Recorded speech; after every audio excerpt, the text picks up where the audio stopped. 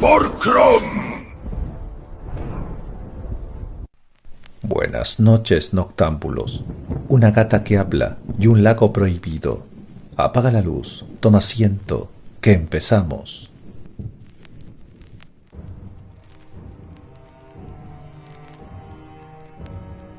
Kul de Atlantis. La gata de Delcardes, de Robert E. Howard.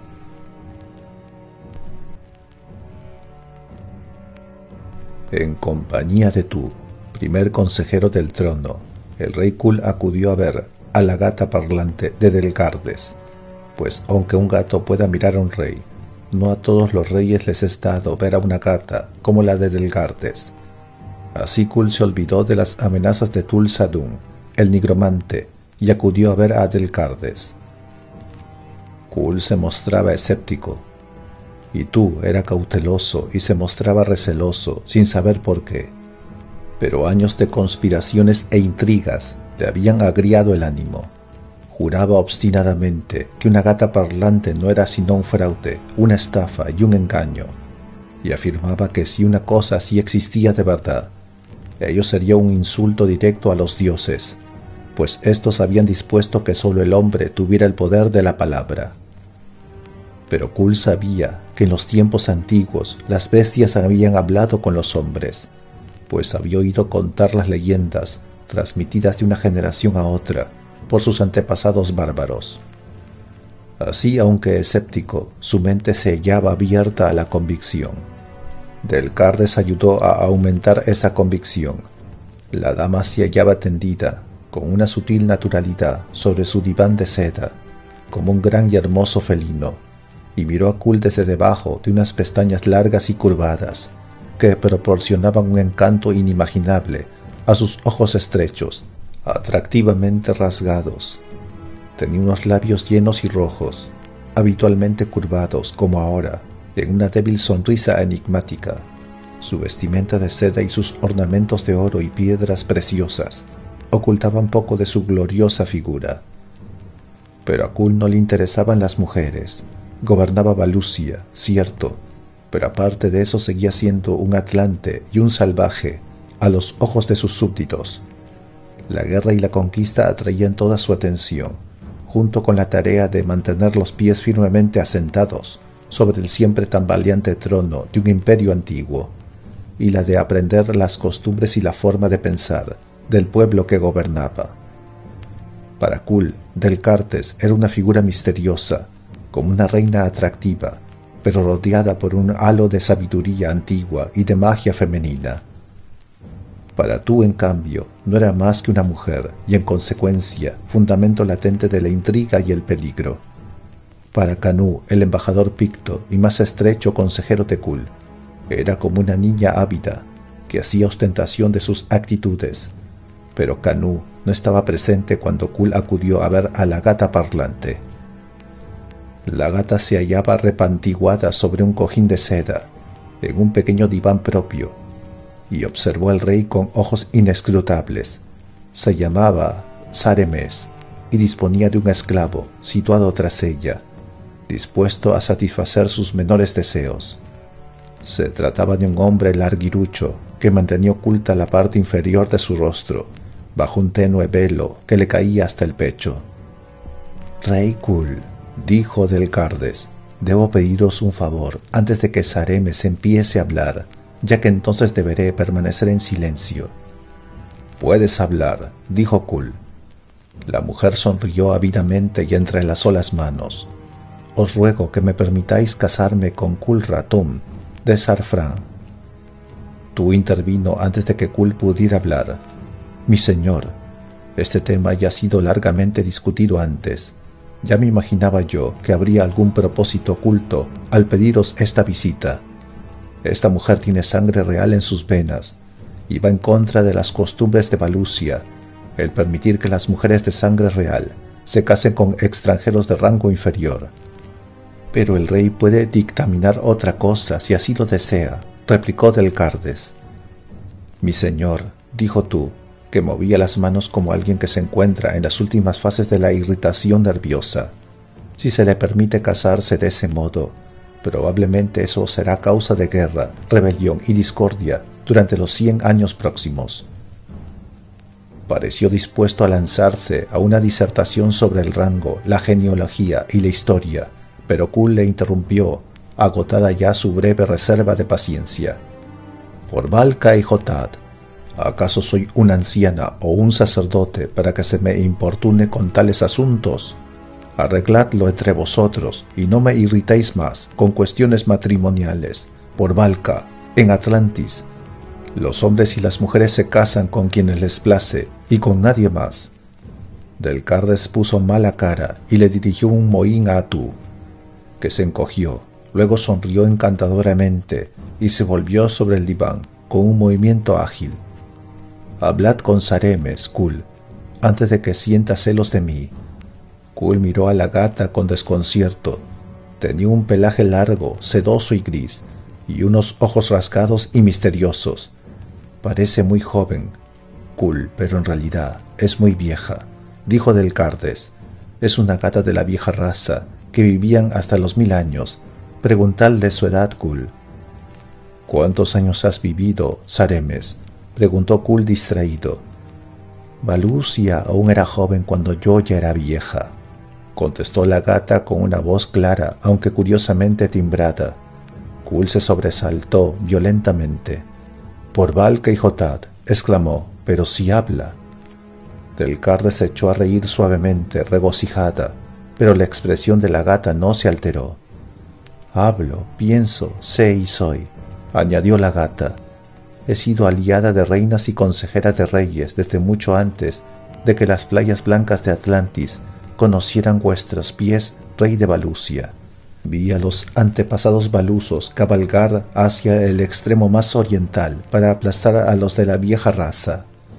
Y yo ya estaba aquí cuando los de la vieja raza surgieron de los océanos, hace tantos eones que la mente del hombre se aturde al tratar de medirlos.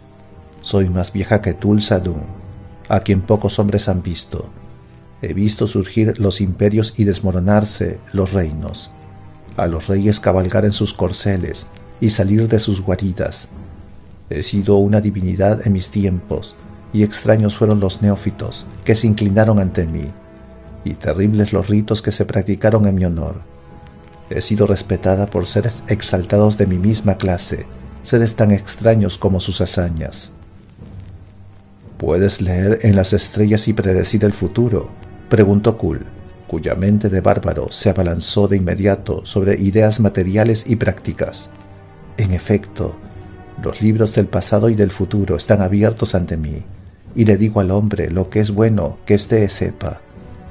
En tal caso, dijo Kull, dime dónde he guardado la carta secreta que Kanu me envió ayer y que ya no encuentro. La guardasteis en el fondo de la funda de vuestra daga y la olvidasteis de inmediato, contestó la gata. Kull se sobresaltó, extrajo la daga y sacudió la funda, de la que cayó una delgada tira de pergamino. Por Valka y Jotad, exclamó, Saremes, eres la bruja de los gatos, observa esto tú. Pero tú mantenía los labios apretados, formando una línea de expresión desaprobadora, y miró tenebrosamente a Del Cardes. Ella le devolvió la mirada sin vacilar, y el consejero se volvió a Kull con irritación. Reflexionad, mi señor, esto no es más que alguna clase de farsa ridícula. Nadie me vio guardar esta carta aquí, pues hasta yo mismo lo había olvidado. Mi señor, cualquier espía habría podido. ¿Espía? No seas más estúpido de lo que ya eres tú. ¿Acaso crees que una gata puede enviar espías para que vean dónde oculta una carta? Emitió un suspiro. A medida que se iba siendo más viejo, cada vez le resultaba más difícil contener las demostraciones de exasperación ante los reyes. Pensad, mi señor, en los humanos que puede haber detrás de la gata. Mi señor, intervino Del Cardes con un tono de suave reproche. Vuestras palabras me avergüenzan y ofenden a Saremes. Kull se sintió vagamente enojado con La gata al menos habla, le dijo a eso no puedes negarlo. Tiene que haber algún truco, sostuvo con obstinación. El hombre habla, las bestias no pueden. Las cosas no son así, dijo Kul, convencido de la realidad de la gata parlante, ávido por demostrar que tenía razón. Un león le habla a Cambra, y los pájaros han hablado con los ancianos de la tribu de la montaña del mar, diciéndoles dónde se ocultaba la casa. Nadie niega que las bestias puedan hablar entre ellas. Más de una noche me he deslizado por las faldas de las montañas cubiertas por los bosques, o he salido a las praderas cubiertas de hierba, y he oído a los tigres rugirse los unos a los otros, bajo la luz de las estrellas. Si eso es así, ¿por qué no habrían podido aprender algunas bestias a hablar con el hombre? Hubo un tiempo en que casi podía comprender a los rugidos de los tigres. El tigre es mi tótem, y es mi tabú para mí, como no sea en caso de autodefensa, añadió sin darle importancia. Tú se sintió violento. Que este jefe salvaje hablara de tótem y tabú estaba muy bien, pero le irritaba extremadamente oír tales observaciones de labios del rey de Valusia. Mi señor, una gata no es un tigre, dijo. Eso es muy cierto, admitió Kul, y esta es mucho más sabia que todos los tigres. Eso no es más que la verdad, dijo Saremes con serenidad. Señor consejero, ¿creeríais si os dijera lo que sucede en este momento en el tesoro real? No, exclamó tú. Por lo que he descubierto, los espías astutos son capaces de enterarse de cualquier cosa. Ningún hombre puede convencerse si no quiere, dijo Saremes imperturbablemente, citando un viejo dicho baluso. Y sin embargo, señor tú, debéis saber que he descubierto un sobrante de 20 tales de oro, y que en estos precisos momentos un mensajero cruza presuroso las calles para comunicároslo. Ah, ahí creo que llega, añadió cuando unos pasos sonaron en el pasillo exterior. Un delgado cortesano, vestido con los alegres ropajes de la tesorería real, entró en la estancia, se inclinó profundamente y pidió permiso para hablar. Una vez que Kul se lo hubo dado, el hombre dijo: «Poderoso rey y señor tú, en el tesoro real acabamos de encontrar un sobrante de 20 tales de oro». Delcarde se echó a reír y aplaudió, encantada. Tú, en cambio, se limitó a preguntar: «¿Cómo lo han descubierto?». «Hace apenas media hora», fue la respuesta. «¿Cuántos estaban enterados de ello?». «Nadie, mi señor, solo yo y el tesorero real. Lo sabíamos, hasta el instante en que os lo he comunicado». «Eso ya lo veremos», exclamó tú, que despidió al hombre con un gesto de acritud. «Vete, ya me ocuparé más tarde de este asunto». Delcardes dijo a Kul: «Esta gata es tuya, ¿verdad?». «Mi señor, nadie posee a Saremes», contestó la mujer. «Ella es mi invitada. Es su propia dueña, como lo ha sido durante 1000 años». «Me gustaría tenerla en el palacio», dijo Kul. «Saremes», dijo Delcardes con deferencia, «el rey le gustaría que fueras su invitada». «Iré con el rey de Valusia», dijo la gata con dignidad, «y permaneceré en el palacio real hasta que llegue el momento en que me plazca ir a cualquier parte, pues soy una gran viajera, rey Kul, y a veces me agrada salir al mundo y recorrer las calles de las ciudades situadas en los mismos lugares donde hace mucho tiempo vagaba por los bosques, y visitar las arenas de los desiertos donde, también hace mucho tiempo, se levantaron calles imperiales». De ese modo, Saremes, la gata parlante, llegó al palacio real de Valusia, acompañada por su esclavo. Se le asignó una espaciosa cámara cubierta con divanes exquisitos y almohadones de seda. Diariamente se colocaban ante ella las mejores viandas de la mesa real, y todo el personal del servicio del rey le rendía homenaje, excepto tú, que gruñía al ver exaltada de ese modo a una gata, aunque pudiera hablar. Saremes le trataba como un divertido desprecio, pero admitía a Kul a un nivel de dignificada igualdad. Acudía a menudo al salón del trono, transportada por su esclavo sobre un cojín de seda, pues éste siempre la acompañaba a donde fuera. En otras ocasiones era el propio Kul quien acudía a su cámara, y ambos hablaban hasta las oscuras horas del alba. Y fueron muchas las historias que la gata le contó, y muy antigua la sabiduría que le impartió. Kul la escuchaba con interés y atención, pues, evidentemente, esta gata era mucho más sabia que la mayoría de sus consejeros, y había tenido más sabiduría antigua que todos ellos juntos. Sus palabras eran sentenciosas y oraculares, pero se negaba a emitir profecías sobre los asuntos menores que se producían en la vida cotidiana del palacio o del reino, salvo por el hecho de que le advirtió que se guardara de Tulsadun, que había enviado una amenaza contra Kul. «Pues yo, que he vivido muchos más años que minutos hayáis vivido vos», dijo, «sé que el hombre se siente mejor, sin saber las cosas que aún han de sucederle, porque lo que ha de ser será, y el hombre no puede impedirlo ni acelerarlo. Es mejor caminar en la oscuridad, cuando el camino tiene que pasar ante un león, y no hay otra vía». «Entonces», dijo Kul, «si lo que tiene que suceder terminará por suceder, algo que dudo, y si un hombre al que se le dicten las cosas que han de pasar, ve por ello debilitado o fortalecido su brazo, quiere decir que eso también estaba predestinado». «Si él estaba predestinado a que se lo dijera, sí», contestó Saremes, aumentando la perplejidad y la duda de Kul. «Sin embargo, no todos los caminos de la vida se establecen previamente, pues un hombre puede hacer esto o puede hacer aquello, y ni siquiera los dioses conocen lo que hay en la mente de un hombre. En tal caso, no todas las cosas se hallan predestinadas si el hombre puede seguir más de un camino», reflexionó Kul dubitativo. «¿Cómo se pueden profetizar entonces los acontecimientos?»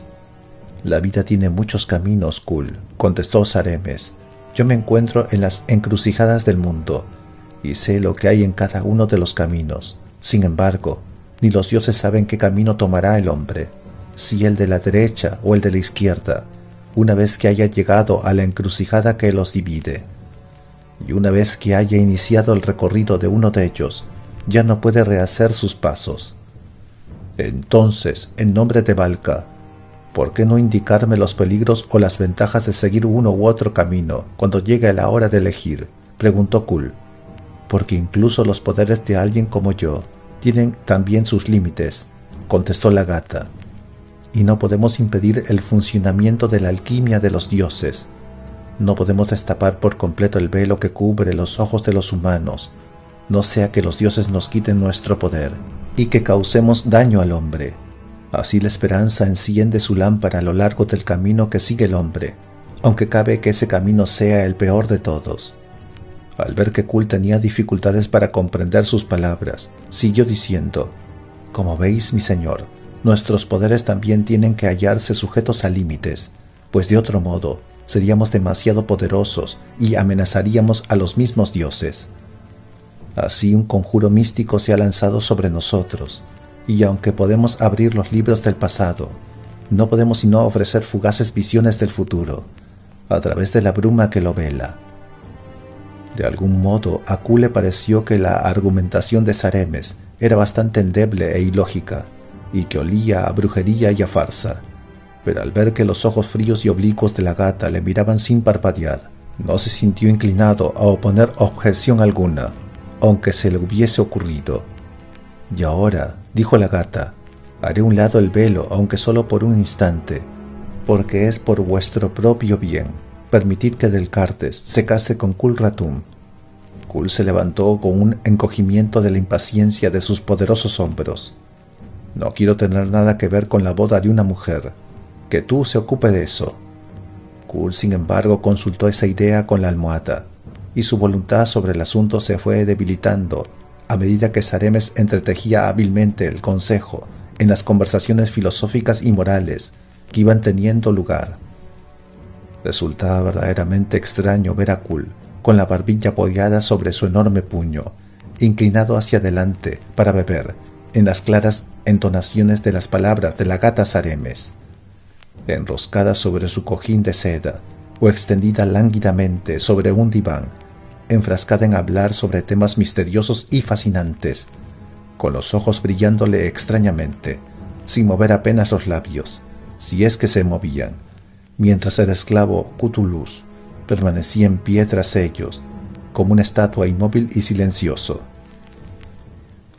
Kul valoraba mucho las opiniones de la gata y se mostraba inclinado a pedirle consejos sobre temas de gobierno, que ella le daba cautelosamente o que no le daba. Sin embargo, los consejos que recibía Kul solían coincidir con sus deseos más íntimos, y empezó a preguntarse si acaso aquella gata no sería capaz también de leer en las mentes de los hombres. La presencia de Cthulhu la irritaba con su aspecto tan adusto, su inmovilidad y silencio, pero Saremes no permitía que ningún otro le atendiera. K'ul trató de penetrar con la mirada el velo que enmascaraba las facciones del hombre, pero a pesar de ser bastante tenue, no distinguió nada en el rostro que se ocultaba tras él, y por cortesía con Saremes, nunca le pidió a Cthulhu que se lo quitara. Un día K'ul acudió a la cámara de Saremes y la gata le miró con ojos enigmáticos. El esclavo enmascarado se hallaba de pie tras ella, como una estatua. «K'ul», dijo la gata, «apartaré el velo para vos. Brûlé, el asesino picto de la lanza, el guerrero Kanu y vuestro amigo acaba de ser asaltado por un monstruo horrible de la superficie de las aguas del lago prohibido».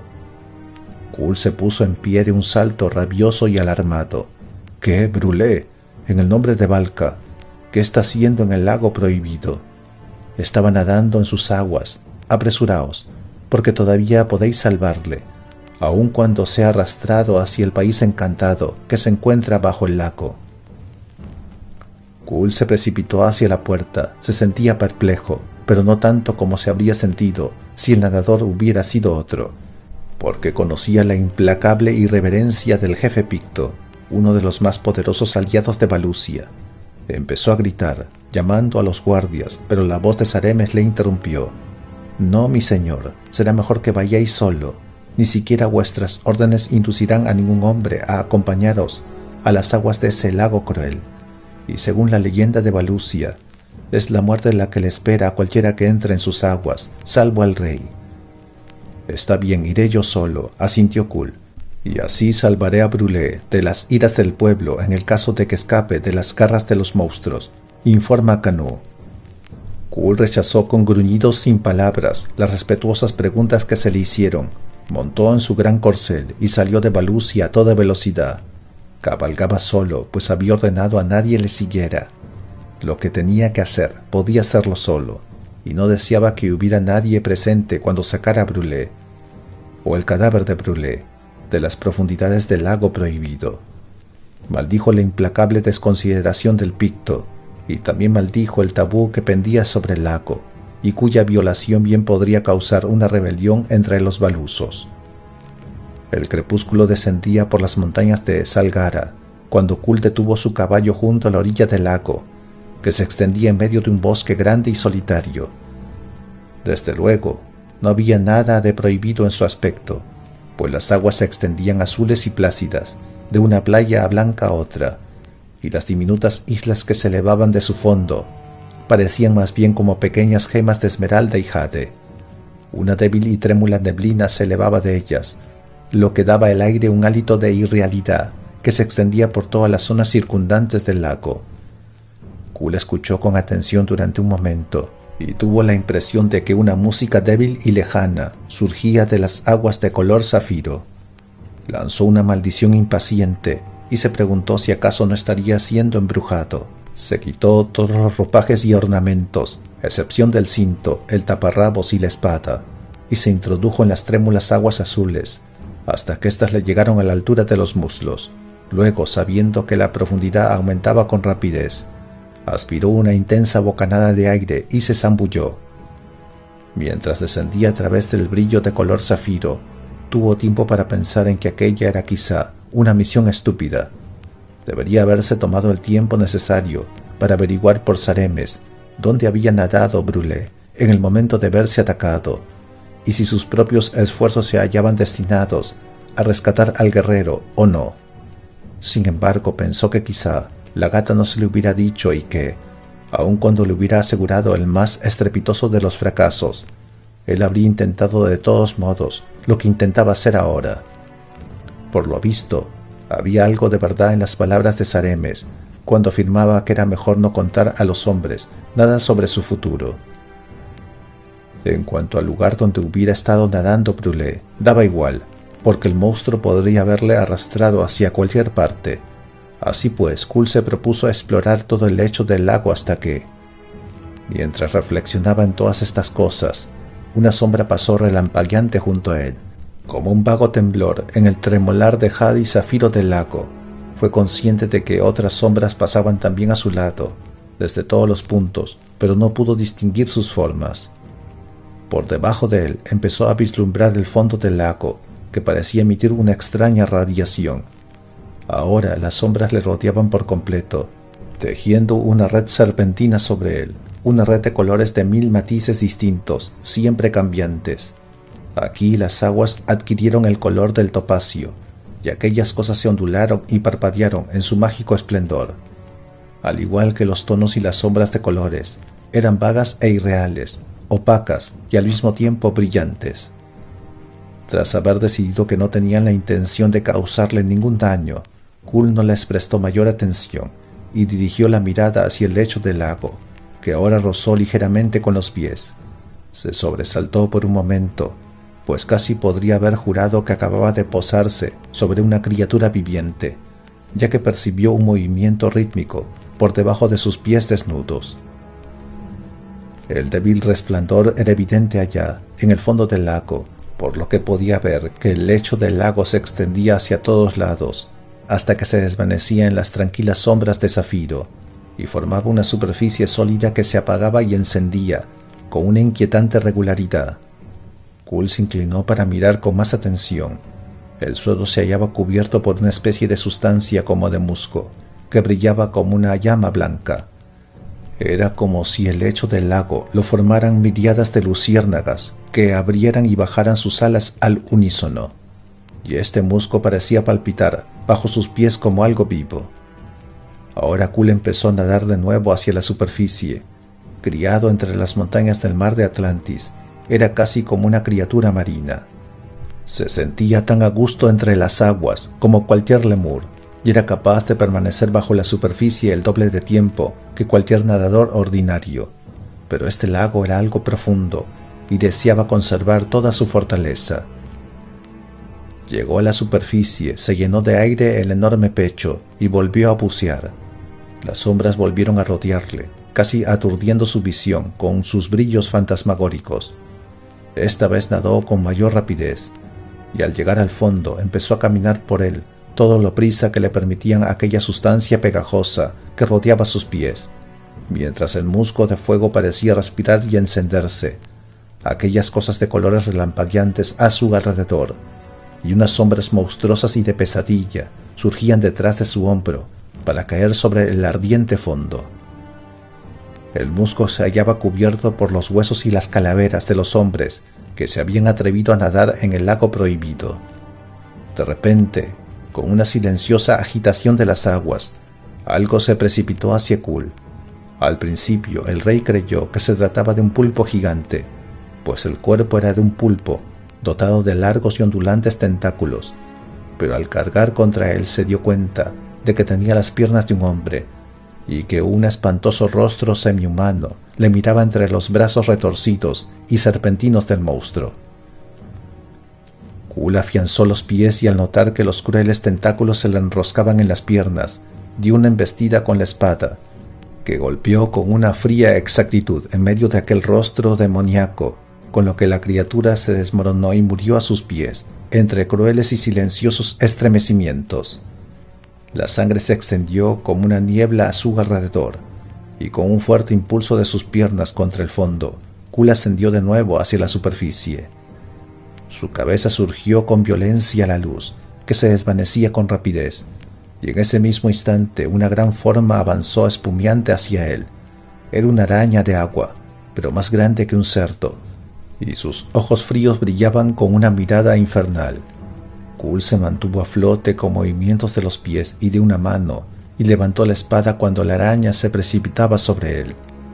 La hoja partió el cuerpo en dos, y el monstruo se hundió en silencio.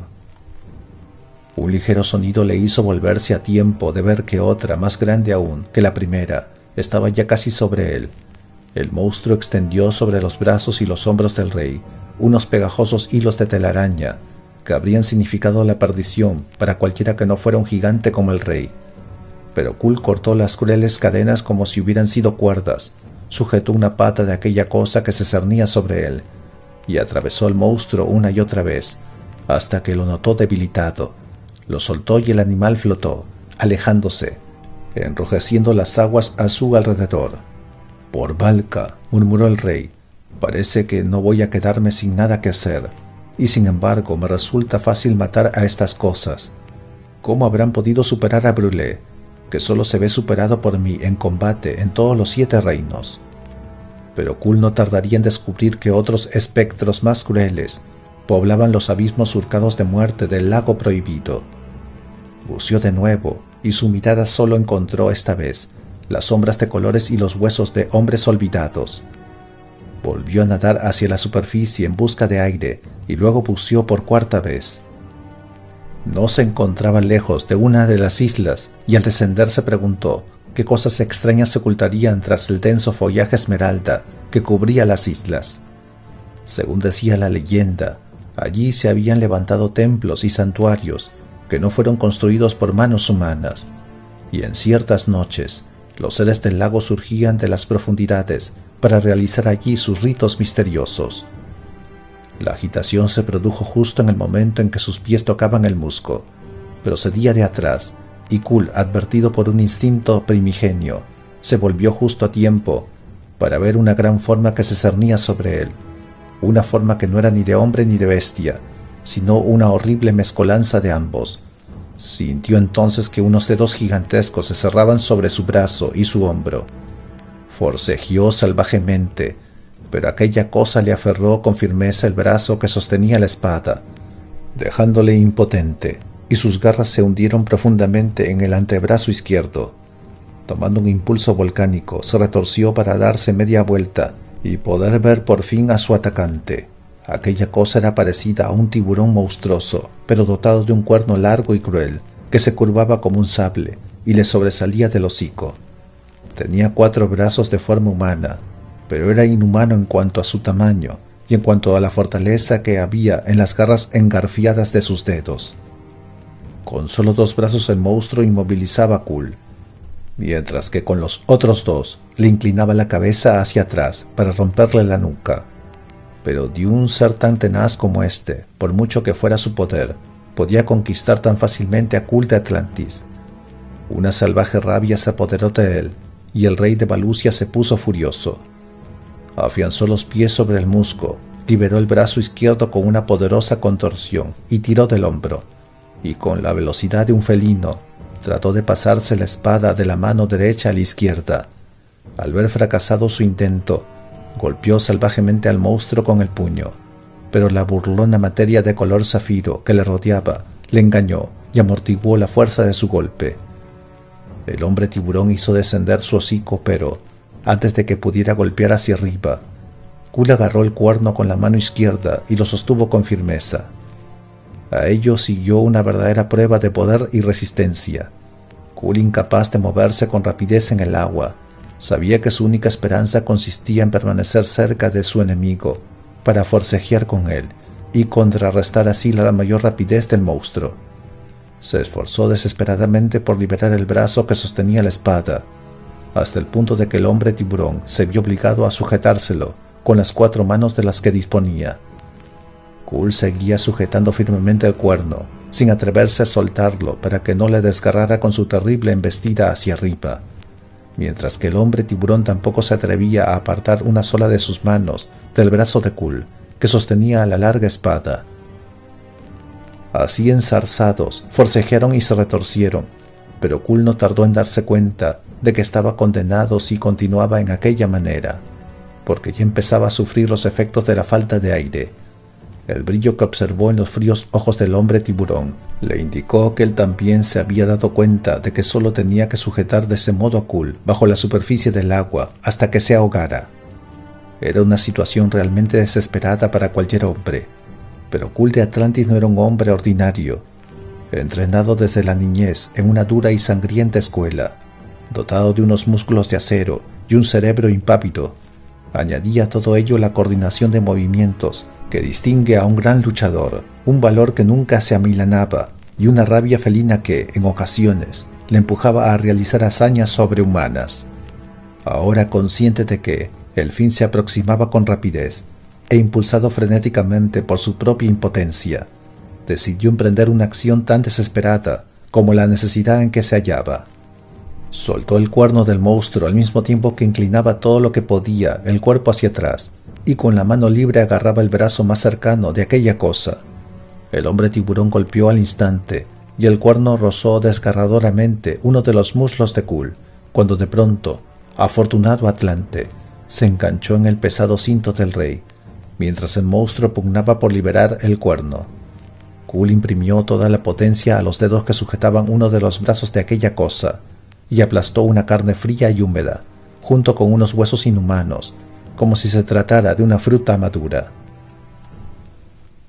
La boca del hombre tiburón se abrió en silencio a causa del tormento que sufría, y liberado ya el cuerno, volvió a golpear salvajemente.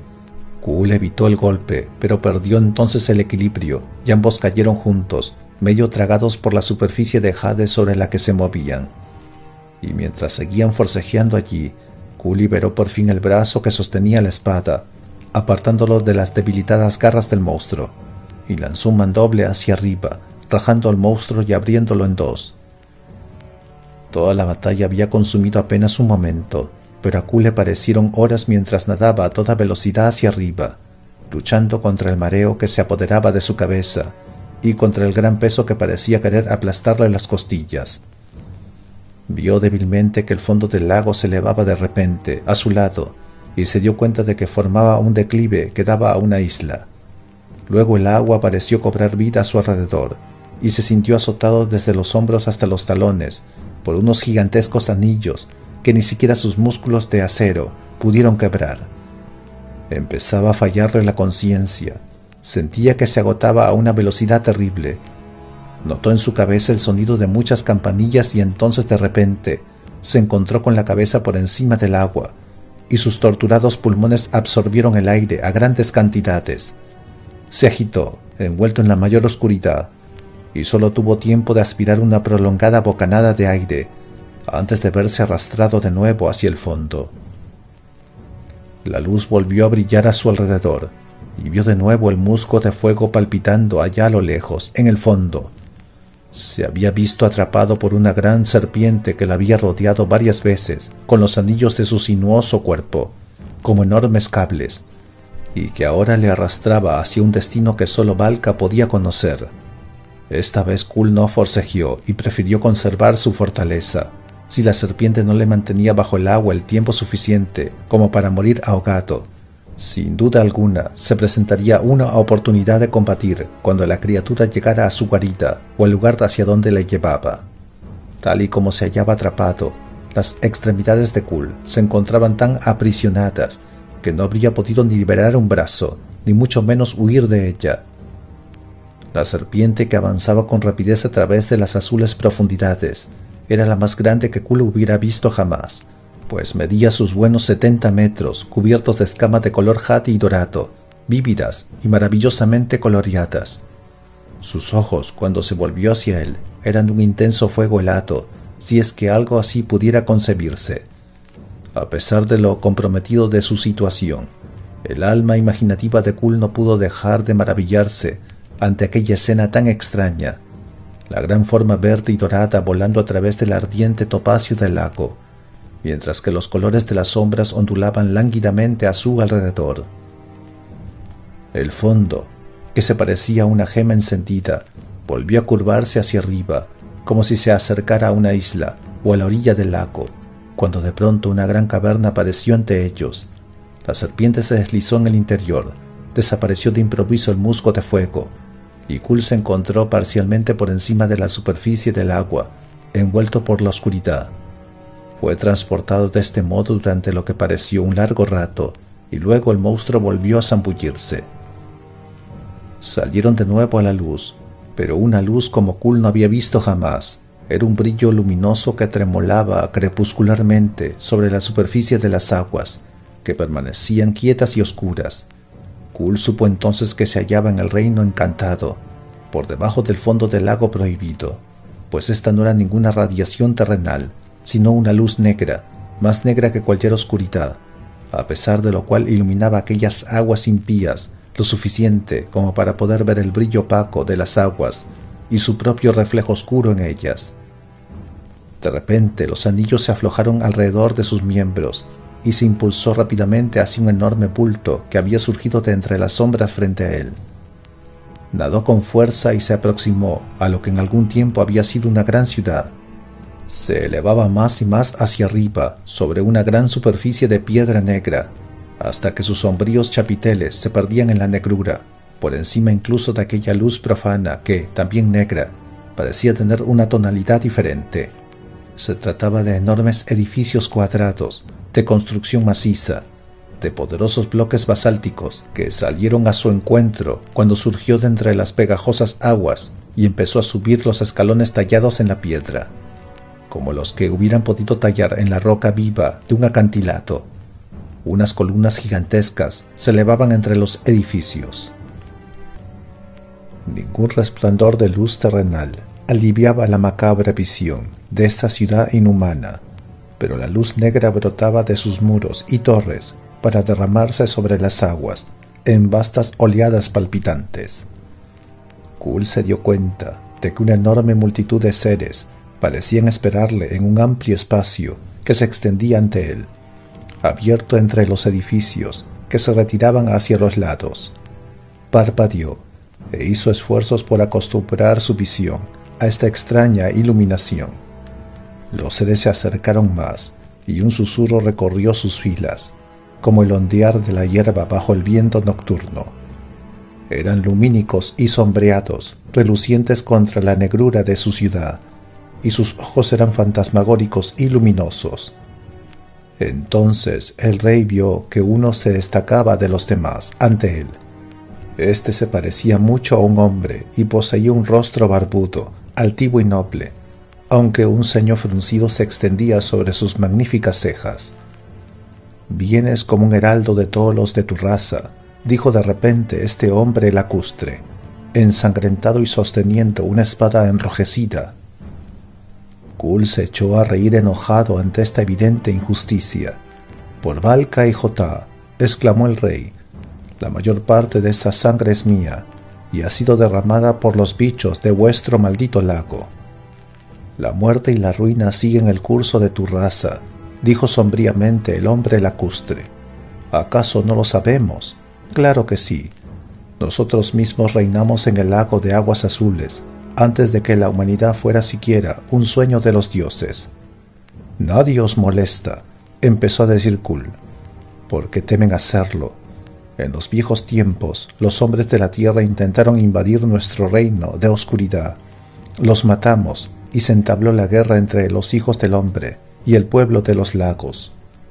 Salimos de nuestro mundo y esparcimos el temor entre los terrenos, pues sabíamos que solo podía significar muerte para nosotros y que solo se sienten inclinados a matar. Lanzamos conjuros y encantos, hicimos reventar sus cerebros y conmocionamos sus almas con nuestra magia, hasta que se vieron obligados a rogarnos la paz. A partir de entonces, los hombres de la tierra impusieron un tabú sobre este lago, de modo que ningún hombre puede llegar hasta aquí, salvo el propio rey de Valusia. Eso ocurrió hace miles de años, y desde entonces ningún hombre ha llegado al país encantado y ha podido salir de él, salvo como un cadáver flotante sobre las tranquilas aguas del lago superior. Rey de Valusia, o quien quiera que seas, estás condenado». Kull le miró desafiante.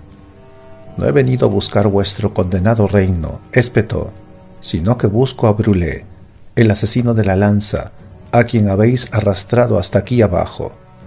«Mientes», dijo el hombre lacustre. «Ningún hombre se ha atrevido a meterse en este lago desde hace más de 100 años. Has venido a buscar tesoros, o a saquear y matar como todos los de tu sangriento linaje, y morirás por ello».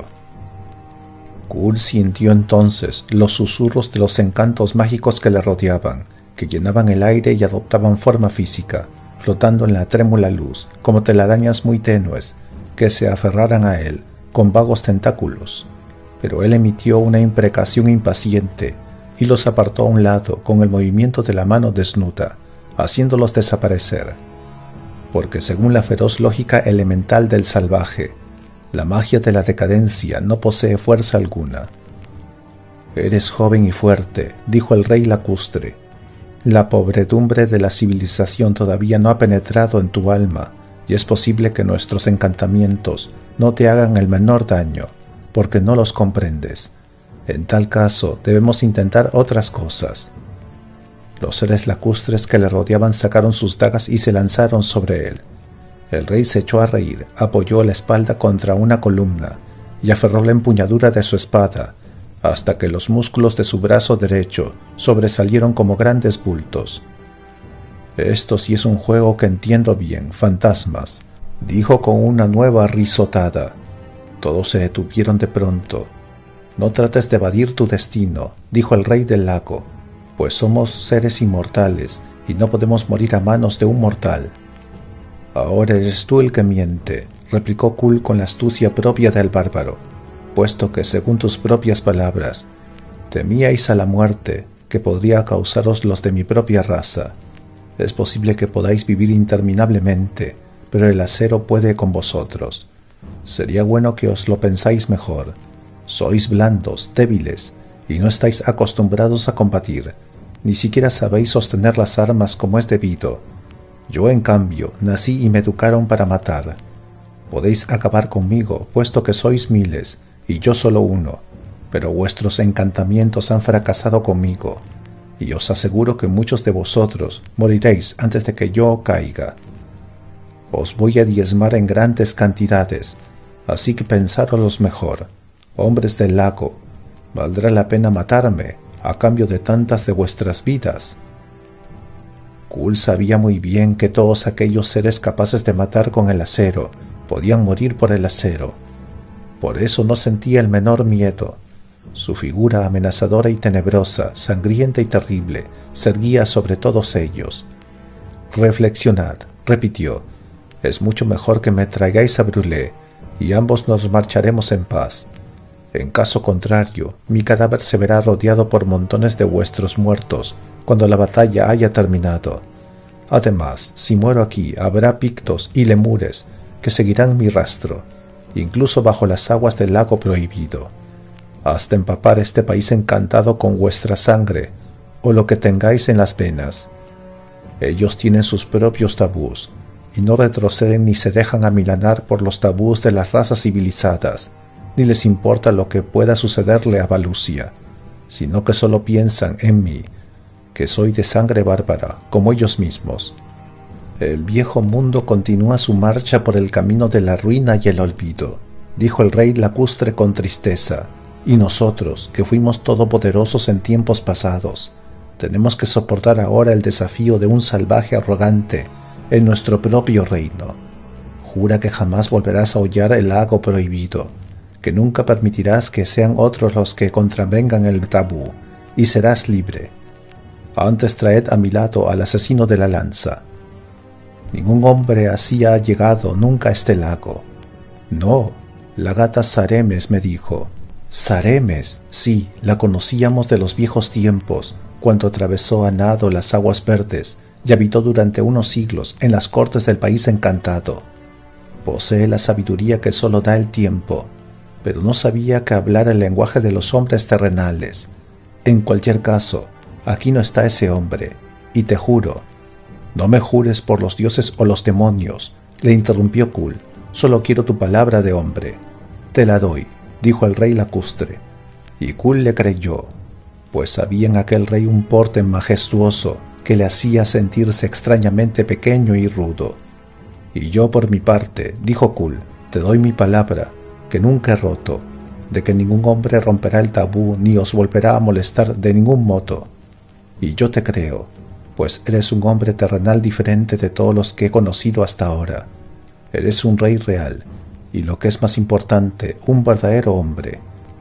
Kul le dio las gracias y envainó la espada, luego se volvió hacia los escalones. «¿Sabes cómo llegar al mundo exterior, rey de Valusia?» «En cuanto a eso», contestó Kul, «supongo que si nado el tiempo suficiente terminaré por encontrar el camino. Sé que la serpiente me trajo a través de las aguas pasando por debajo de una isla, y posiblemente muchas, y que nadamos en una cueva durante largo rato. Eres franco, dijo el rey lacustre, pero podrías pasarte toda la eternidad nadando en la oscuridad. Levantó las manos y una criatura grotesca nadó hasta el pie de los escalones. Eso es un corcel cruel, añadió, pero te llevará a salvo hasta las mismas orillas del lago superior. Un momento, dijo Kull. Me encuentro ahora bajo una isla, bajo la tierra firme, ¿o se encuentra este territorio realmente bajo el fondo del lago? Te encuentras en el centro del universo, como has estado siempre. El tiempo, el lugar y el espacio no son más que ilusiones. No tienen existencia más que en la mente del hombre, que deben establecer límites y fronteras para poder comprender. Solo existe la realidad subyacente, de la que todas las apariencias no son más que una manifestación exterior. Del mismo modo que el lago superior se ve alimentado por las aguas que surgen de éste, que es el verdadero lago. Vete ahora, rey, pues eres un hombre, verdadero aunque solo seas el primero de una marea que empieza, llena de salvajismo, que terminará por arrollar el mundo a medida que éste se encoge. Kull prestó una atención respetuosa a aquellas palabras que comprendió poco, aunque no dejó de darse cuenta de que eran muy mágicas. Le estrechó la mano al rey lacustre, estremeciéndose un poco al contacto de algo que era carne pero no humana. Luego observó una vez más los grandes edificios negros que se elevaban silenciosos. Contempló las formas como luciérnagas que murmuraban entre sí. Extendió la mirada por encima de la brillante superficie de las aguas, surcadas por olas de luz negra que parecían arrastrarse como arañas, y finalmente se volvió, bajo los escalones que conducían al borde del agua, y montó sobre el corcel lacustre que le esperaba.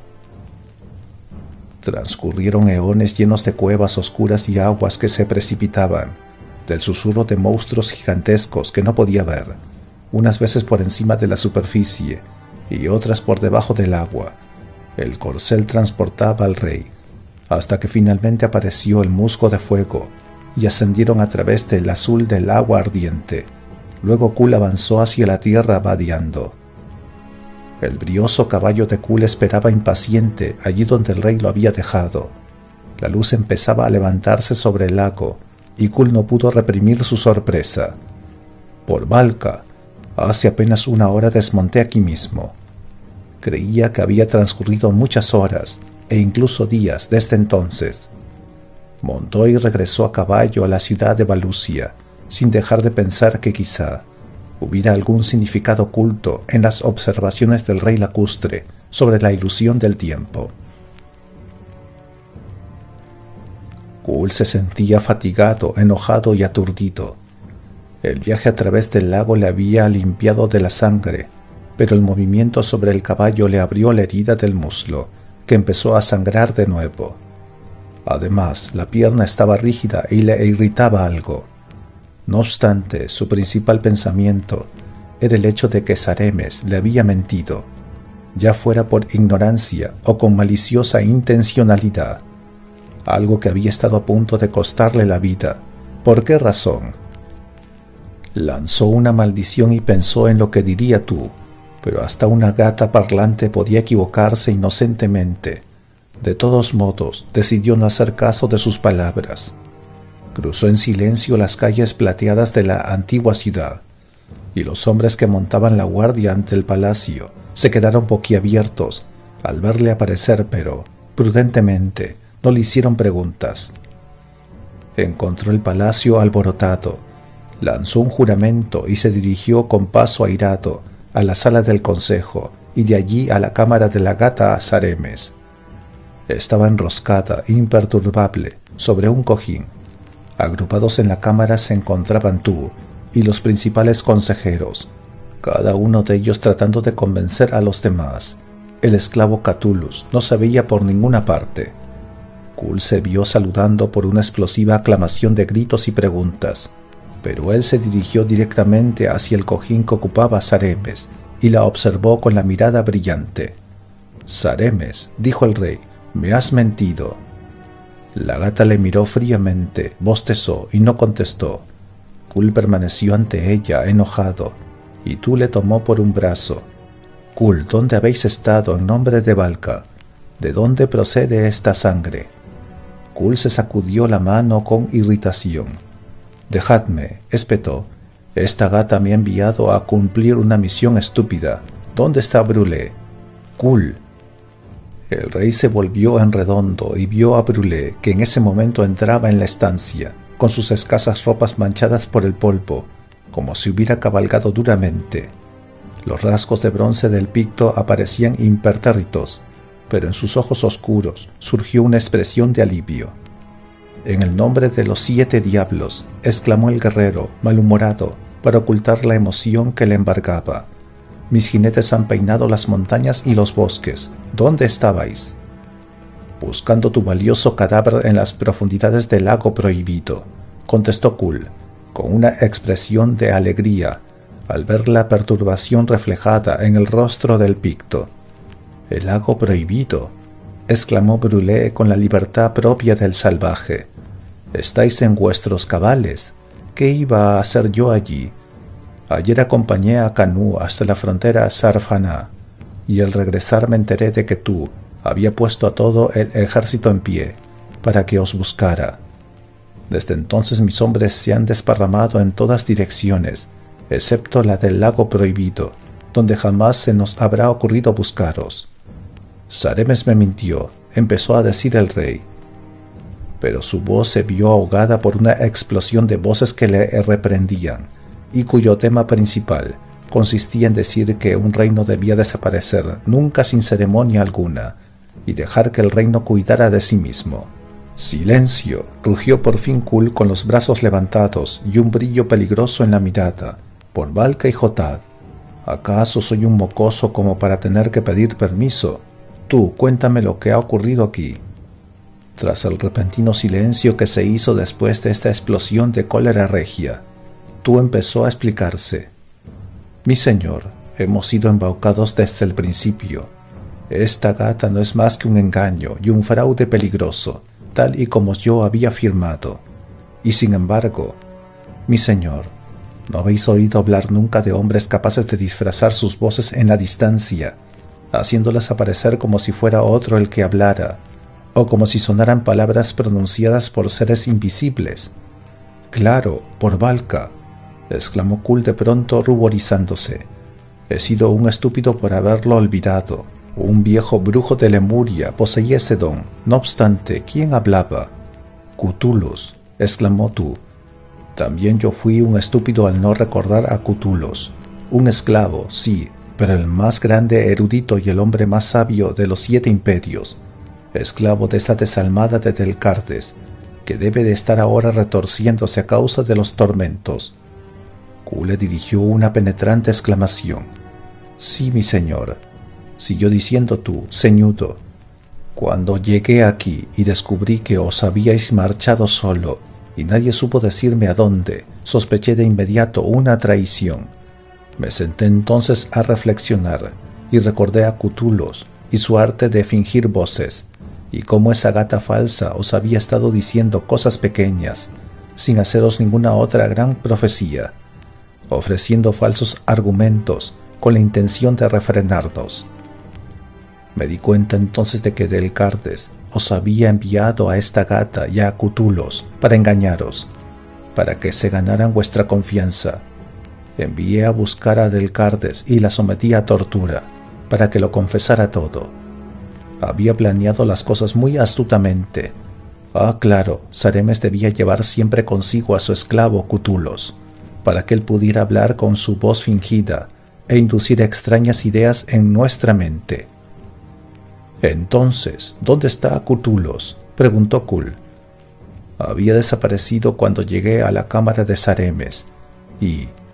«Os saludo, Kul», exclamó entonces una voz alegre desde la puerta, por la que entró en estancia una figura barbuda, como un duende, acompañada por una delgada y aparente asustada muchacha.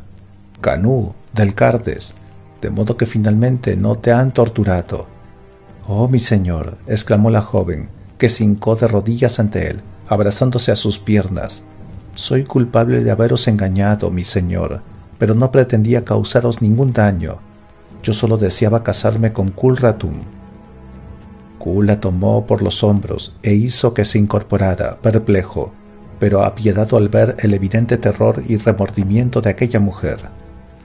«Kul», dijo Kanu, «es una suerte que haya vuelto cuando lo he hecho, a tiempo para impedir que vos y tú arrojéis al reino al mar». Tu emitió un gruñido sin palabras, siempre celoso del embajador Picto, que también era consejero de Kul. He encontrado todo el palacio alborotado a mi regreso. Los hombres iban de un lado a otro, tropezaban los unos con los otros sin saber qué hacer. Envié a Brulé y a sus jinetes a buscaros, y me dirigí a la cámara de torturas. Naturalmente, eso fue lo primero que hice, puesto que tú había quedado a cargo de todo. El primer consejero le miró con una mueca.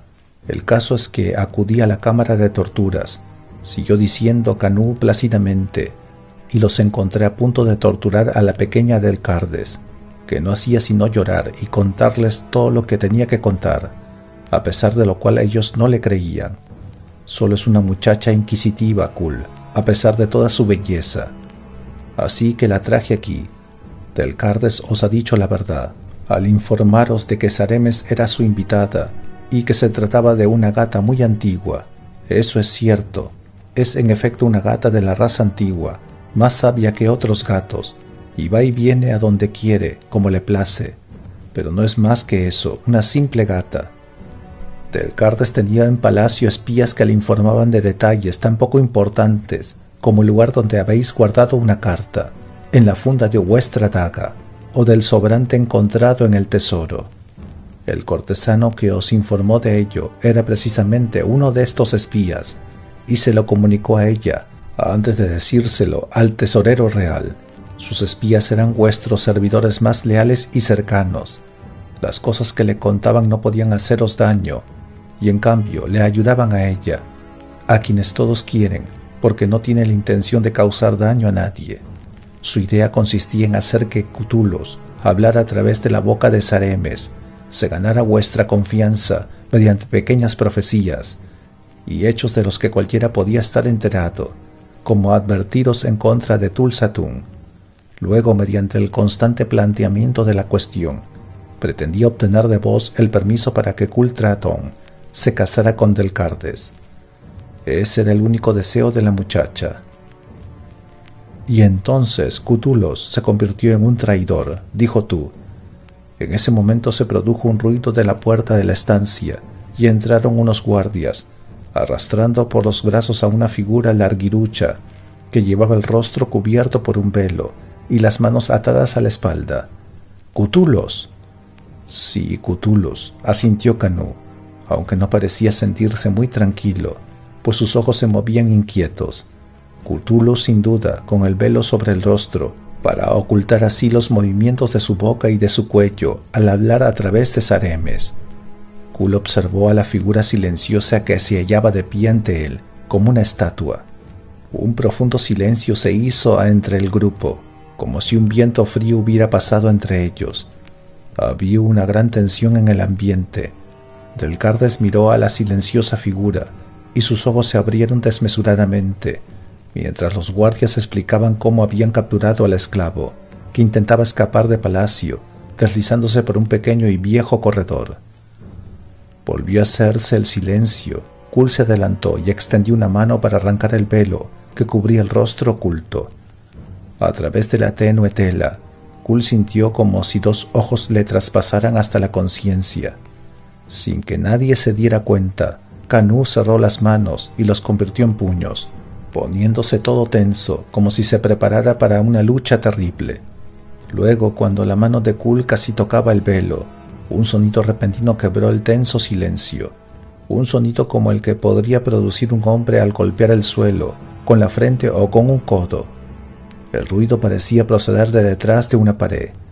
Kul cruzó la estancia en dos zancadas y golpeó un panel, por detrás del cual surgía el sonido. Una puerta oculta se deslizó hacia el interior y dejó al descubierto un corredor polvoriento, en cuyo suelo se encontraba la figura de un hombre atado y amordazado. Lo sacaron a rastras hacia la estancia, lo pusieron de pie y lo desataron. «¡Cthulhu!», gritó Del Cardes. Kul lo miró fijamente. El rostro del hombre ahora revelado era delgado y de expresión afable, como el que pudiera tener un maestro de filosofía y de moral. «Sí, mis señores y mi señora», dijo, «ese hombre que lleva ahora mi velo se abalanzó sobre mí y me ocultó tras esa puerta secreta, después de golpearme y atarme. He permanecido ahí, oyendo cómo enviaba al rey hacia lo que él creía que sería su muerte segura, sin que yo pudiera hacer nada por evitarlo. Entonces, ¿quién es él?» Todas las miradas se volvieron hacia la figura de rostro, todavía cubierto por el velo. Kul se adelantó hacia él. «Llevad cuidado, mi señor», exclamó el verdadero Cthulhu, «ese hombre». Con un solo movimiento de la mano, Kul arrancó el velo del hombre y se quedó boquiabierto. Del Cardes lanzó un grito y sus rodillas cedieron y cayó al suelo. Los consejeros retrocedieron, pálidos, y los guardias soltaron los brazos que sujetaban y se encogieron horrorizados. El rostro del hombre no era más que una calavera pelada y blanca, en cuyas cuencas ardía un fuego vivo. «Tul-Sadun».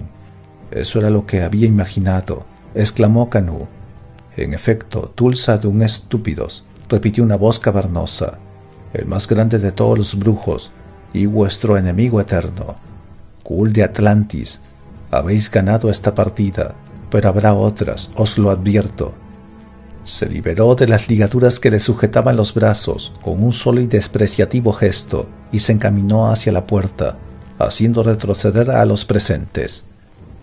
«Sois un estúpido sin discernimiento alguno, Kul», dijo. «De no ser así, no me habrías tomado nunca por ese otro estúpido de Cthulhu, ni siquiera con el velo y sus vestiduras».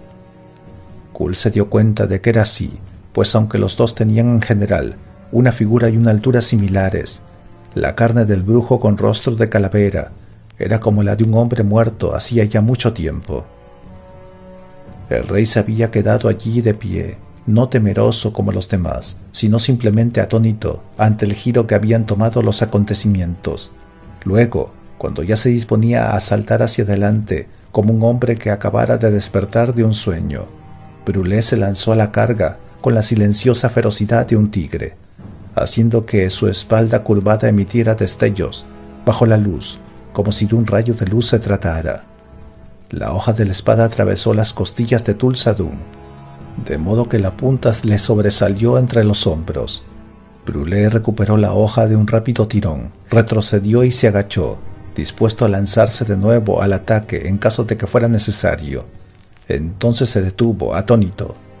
Ni una sola gota de sangre brotó de una herida que en cualquier hombre vivo habría sido necesariamente mortal. Aquel ser con rostro de calavera no hizo sino echarse a reír. «Hace ya mucho tiempo que morí como mueren los hombres», se burló. «No, pasaré a alguna otra esfera cuando llegue mi tiempo, pero no antes. Yo no sangro, puesto que mis venas están vacías, y no experimento más que una ligera frialdad en esa herida, que se me pasará en cuanto se cierre, como ya lo está haciendo ahora mismo. Atrás, estúpidos, porque vuestro amo se marcha, pero volveremos a vernos, y entonces gritarás, te estremecerás, y morirás. Yo te saludo, Kul». Y mientras Brulé vacilaba acobardado, y Kul se mantenía inmóvil, atónito e indeciso, Tul-Sadun cruzó la puerta y se desvaneció ante las miradas de todos los presentes.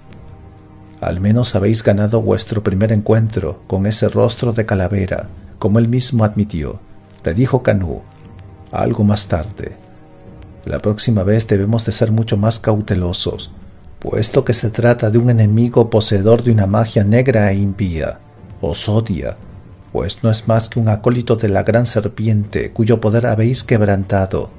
Tiene el don de provocar la ilusión y la invisibilidad, algo que solo él posee. Es un ser cruel y terrible». «No le temo», dijo Kul. «La próxima vez estaré preparado, y mi respuesta será un buen mandoble, aunque no pueda ser atravesado, cosa que dudo mucho». Brulé no le acertó en las partes vitales que hasta un muerto viviente debe de tener. Eso es todo. Se volvió entonces hacia Tú y añadió: «Parece que las razas civilizadas también tienen sus tabús, puesto que el lago azul está prohibido para todos, salvo para mí». Tú replicó con gesto malhumorado: enojado por el hecho de que Kul le hubiera dado permiso a la feliz del Cardes para casarse con quien ella deseara. «Mi señor, ¿no es ese un tabú pagano como aquellos ante los que se inclinan los de vuestra tribu? Aquí se trata de una cuestión de Estado, necesaria para preservar la paz entre Valusia y los seres lacustres, que son magos. Nosotros, en cambio, mantenemos los tabús para no ofender a los espíritus invisibles de los tigres y las águilas», dijo Kul. «En verdad que no veo ninguna diferencia. En cualquier caso», añadió Tu, «debéis llevar mucho cuidado con Tul-Sadun, porque se ha desvanecido para pasar a otra dimensión, y mientras se encuentre allí será invisible e inofensivo para nosotros, pero estoy seguro de que volverá». «Ah, Kul», suspiró el viejo bribón de Canú, «la mía es una vida muy dura en comparación con la vuestra. Brulé y yo nos emborrachamos en Safana, y me caí por un tramo de escaleras, lo que me ha dejado unos condenados moretones en las espinillas. Y mientras tanto, vos no hacéis otra cosa que solazaros en la pecaminosa indolencia rodeada de sedas, tan propia de los reyes». Kul le miró intensamente, sin decir nada. Finalmente se volvió, dándole la espalda, para desviar su atención hacia Sarenes, que dormitaba. «No es ninguna bestia embrujada, Kul», dijo el asesino de la lanza. «Es un animal sabio, pero simplemente expresa su sabiduría con la mirada, y desde luego no habla. Sus ojos, sin embargo, me fascinan con toda la antigüedad que expresan. En cualquier caso, no es más que una gata». «De todos modos, Brulé», dijo Kul acariciando el sedoso pelaje, «sigue siendo una gata muy antigua, muy antigua».